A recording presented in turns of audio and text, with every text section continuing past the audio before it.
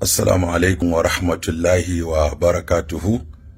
Yau muna 20 ga watan Sha'aban, hijira 1445, wanda ya zo 1 ga watan March shekara ta 2022.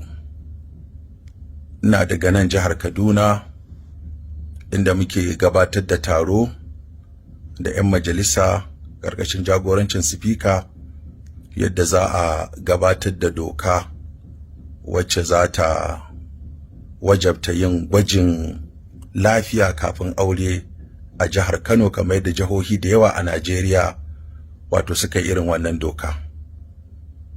To ɗazu sai na ji wasu jawabai suna ta fitowa daga jihar Kano waɗanda a gaskiya sun kashe min gwiwa. Abinda nake ta kokari na gabatar a Hizba shine gyaran tarbiyya da gyaran hali, kuma nayi iyayi na wajen gayyatar masu gabatar da fina-finai, nayi zama da su, na ba su shawarwari, mun yi maganganu da su da yawa akan yadda za a gyara tarbiyyar al'umma ta yadda ake gabatar da fina-finai wanda suka saba wa al'ada da addini da zamantakewar mu. Haka na kira 'yan TikTok, na kuɗi na a cikin ajihuna da mataimaka na muka haɗa kuɗi, muka ba su kuɗin data da kuɗin mota, muka zauna da su muka yi shawarwari.